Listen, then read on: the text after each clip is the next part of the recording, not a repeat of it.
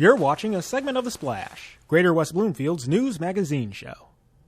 Welcome back to The Splash. I'm Sheena Monnin, and my guest on the show this week is Paul Fugate, an American Sign Language interpreter and the founder of ASLdefined.com. Hi, Paul. Thanks so much for being with us here today. Well, thank you for having me. Appreciate your time. It's a really interesting topic, and it's one that influences us as a society a lot more than we realize. But before we get there, can you tell us a little bit about how you became involved with the deaf and hard of hearing community? Yeah, absolutely. When I was 13, I worked at Miller's Big Red and Romeo.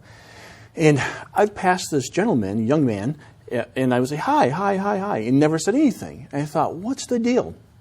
I talked to Sue Miller. I said, Sue, I'm having a problem here. Like, this guy would pass me, and I would say hi. He never responded. And I was 13 at the time. He said, Paul, he's deaf. He can't hear. And that got me started. Interesting. Yes, absolutely. As a matter of fact, it says here, one of the statistics that I found is about 5% of the world's population is either defined as deaf or hard of hearing. But there are a lot of terms that are used to define people who have a hard time hearing. Can you tell us a little bit about what might be appropriate versus inappropriate when it comes to how we are communicating? Sure, absolutely. A long time ago, we're talking like years ago, people would say, oh, deaf and dumb. Not meaning that they're dumb, but they just can't speak. And then later on it became hard of hearing and hearing impaired, but the term is just simply deaf. Now some deaf people some people who are hard of hearing may say, you know, I prefer to be called hard of hearing. But hearing impaired is out, deaf and dumb, nope. Just deaf or hard of hearing if they prefer, but mostly deaf. Okay. Now for those of us who know someone who is deaf, how can we better communicate with them? Sure. I think one is just taking the time, and you can either, you know, text back and forth, you can be on a computer texting, you can write notes, and you can learn some simple signs. So all those methods would be wonderful. Some deaf people can lip read, but that's kind of like a misnomer.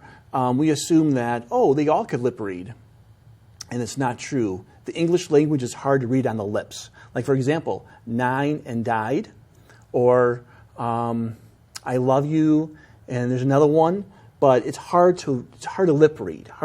So, but I would say texting, writing back and forth, some gestures, and maybe learning a little bit of sign.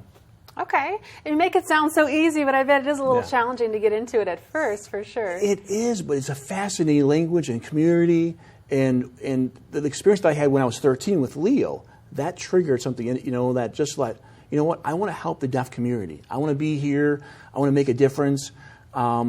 I want to do what I can, you know. So yeah, it's awesome. It's the best community of all. Tell us a little bit about ASL Defined. What is that? Yeah, ASL Defined started when I was in Bloomfield Hills Schools as a teacher for the deaf, and you know, it's a sad story. I was conducting an IEP, which is Individualized Educational Plan for a student. Mom walked in, the student's there. I had no interpreter. I thought I could just sign for myself. And this is middle school. And the one student said, Mom, I want you to learn how to sign. And the mom said, the student's name said, I don't have time to learn how to sign. Sorry, too bad. And I thought, whoa. So I started ASL Defined, which is an online educational program. And my thinking was, if the student could actually sit down with the parent and teach them the signs in the lesson, they could build a rapport, the parents learn how to sign, and then they can communicate. That sounds brilliant. I love that. Absolutely. Yeah. And it's used all over the world. Even though ASL is not an international language, schools in Japan use it as a foreign language to their curriculum. England, Canada, and all over. So it's pretty amazing.